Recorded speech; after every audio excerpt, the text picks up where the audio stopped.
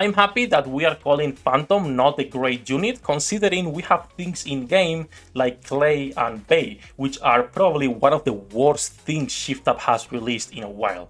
So let's talk a little bit about Phantom, why she is not as bad as people are putting her to be, where she is shining, if I would pull or not, and a little bit of our day one review on this new character. So first of all, two things, they will like describe what are you doing, right? But the important part, I don't recommend pulling for her. Even though I'm going to be talking positively through the video about her, I do not recommend pulling for her for multiple reasons. First of all, solo raid just ended.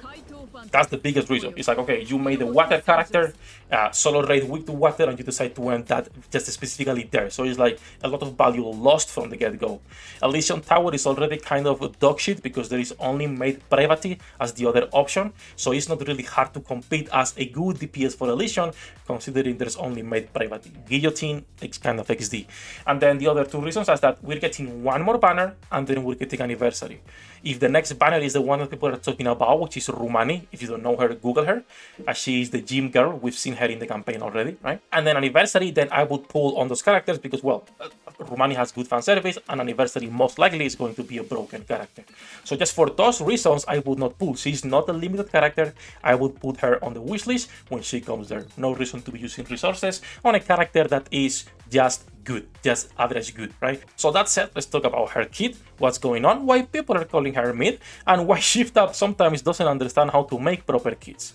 So she has 3 skills. Let me actually go into the Wikipedia so we can see the values at level 10, and then I'll show some tests that I've been running in contrast to the usual meta girls that we have right here. So first of all, let's go into her kit. As you all know, Assault Rifle, Water, Elysion Attacker. She has a 2-second reload time and a 60 bullet base capacity, which is pretty good. 2 seconds kind of slow. So skill 1, Thief Calling Card, this is where the problems start to arise. This skill, if you are hitting an enemy without any type of debuff, right, she will apply Calling Card for 5 seconds, good. If you are attacking someone that is not in Calling Card, she will also apply Thief Dagger, that this stacks up to 3 times, great. Right, and then also when you're attacking someone that is in Calling Card status, she gets attack damage up to 75, which is pretty good. The problem is there is only one boss, right? A boss fight, normal. This Thief Dagger will never fully stack because both Calling Card and Thief Dagger are 5 seconds, meaning the moment it's down, you're actually applying once again just 1 stack of Thief Dagger and the Calling Card stack itself. So you will never fully stack Thief Dagger. Why is that the problem? Because skill 2 is actually based on if you can fully stack this or not. So if we go to skill 2, Thief Vision, when Thief Dagger is fully stacked, you're going to be dealing extra damage, as additional damage.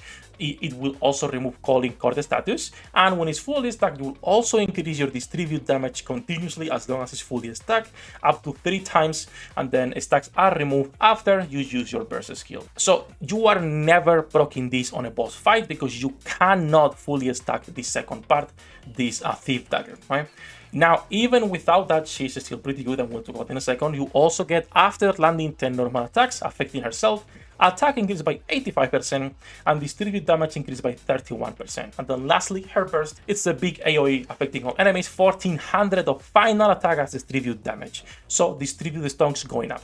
Now, the reason why we're calling her mid is because without ads, you cannot properly actually proc this, right? And let me actually go into a boss fight so I can show it to you. Now, reminder that she is on Scarro's accounts, skill levels are 6, 7, 9, I believe. Let's go. I have the team here set up already. I think she is, 6, 7, 9, right? She's using right now Resilience, and she's fully overloaded with just 1 good line. So she has charge damage here, charge speed here, attack and defense, and elemental with a max ammunition capacity. So not good lines. So let's talk about this for a second. Let's go here into the boss and I can show you. Now there is multiple reasons as to why even if there are ads, she's not going to be getting as much damage as people think, because you actually have to manual her. And most people don't play on manual. You have to understand that most people are casuals, right? Most people are casuals. Now, if you are seeing on the screen right now, she has a dagger and the boss has the Calling Card, right? He just lost it, she lost the stack, we attack again, and she gets both 1 stack of the dagger, and the boss gets the Calling Card status. This will never go up because you're not attacking anyone else, so you cannot be proccing your second and your third stack. Now, the good thing, even if she's losing half her kit, right, because she's losing half her kit, she still has some redeeming qualities. And I want to show you the test we did and why this is not as bad. First of all, she's going to be getting all her self buffs on a boss fight. So she's not losing that. She's losing the extra damage, which could potentially make her a lot better. But she's still getting her attack damage up permanently, 100% uptime, because you're always attacking the boss with calling card, right? So this is permanently attack damage up because the boss will always have this. And she's also getting her self buff right here, also permanently, because it's 5 seconds and 10 seconds, and it's 10 normal attacks, which for an assault rifle, if we come here, you know, it's per second, it's 12 already rounds. So you will be getting this permanently no matter what you're doing. So those things are still great. Those are good self buffs. We're talking about attack damage, distribute damage, and attack. And it is 100% uptime. She will also be getting just 1 stack permanently of hit rate, which helps a little bit with the 20%, right?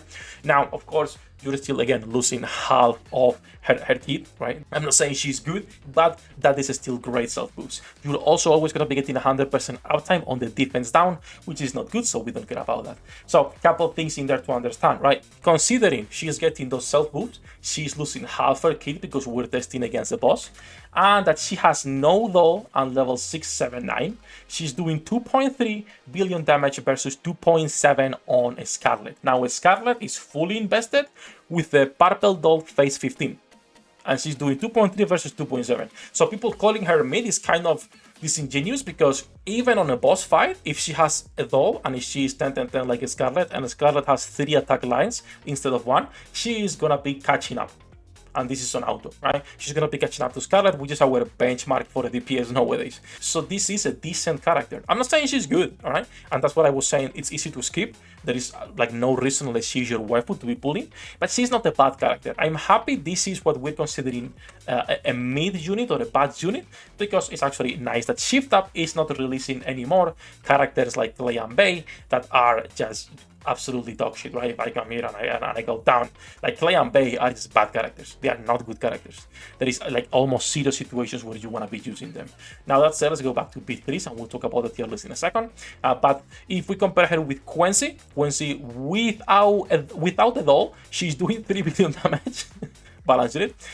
Ludmilla with a blue doll, she's doing 4 billion versus 2.5, and then Laplace with the treasure is doing phase 2 treasure, 2.6 versus 2.3. So once again, this is a decent DPS character. If we can consider Laplace with the treasure good, we can consider Phantom a good one as well. Also, even more when we consider that Elysion has no good units at all. Like, her only competition is going to be Maid Parvati, and that's about it, nothing else. And then lastly, I did one more test with Asuka, where Asuka is not even getting much buffs here because she already self-boosts herself so much, a 3.1 versus a 2.3. Once again, fully invested with a purple doll.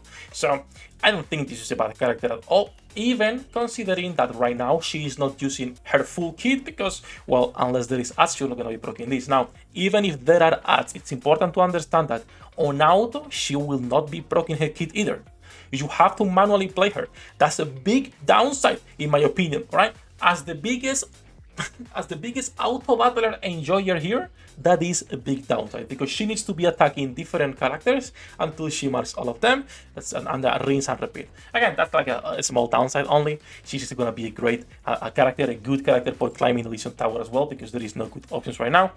But still, with all that said, I just could not say or justify pulling or recommending pulling to people, considering we're getting fan service on the next banner if it's the league one, and we're getting anniversary, which is the biggest event every 6 months, right? We all know this. So, should you pull? Not really. Put her on the wishlist. Is she a bad character? Absolutely not. I think she's a good character. Elysion needs DPSs. I hope they make a good Elysion unit though. We need a great Elysion DPS, not just like a good one. We need a great one. We need someone who can compete with the other top meta DPSs. And right now, Elysion, it's on the dirt when it comes to that. So all in all, Phantom was a pleasant surprise because I was expecting a lot less, right? Since people were saying she was bad, I was like, okay, she's gonna be dog shit, she's gonna be Clay and Bay, but no, she's a decent character. When it comes to the tier list, we will update on a couple days, not yet, but I'm expecting she's going to be around tier 1 most likely, because again, she is better than almost every burst 3 that you can see on T1.5, right? In fact, she's better than all of them. And then she's not better than everyone on T1. In fact, Ray is better, made privacy under the right conditions is better with Soda, and Laplace is also better. So she's on that same spot or well situation with A2 and Amelia, where she's a good character, but it really depends on your team composition and the situation itself. So that's it. That's gonna be it for this video, like I was saying. If you like her, if she is your waifu, go for it, but I wouldn't save resources for anniversary since that's more important. That said, as usual, thank you to my patrons for making this type of content possible. That's gonna be about it. If you guys pulled, let me know how many pulls it was for you to get the character. If you skipped, let me know what you're saving for Annie, something else, a Pilgrimusi maybe for New Year. That's it. That's gonna be it for this one. Love you all, bossos. Have a great day. Good luck with your pull dinner rates. I'll see you in the next one. 役立たずは楽園から追放するのみ。ブランとノワールのショータイムです。天地万物を切るとはこういうことだ。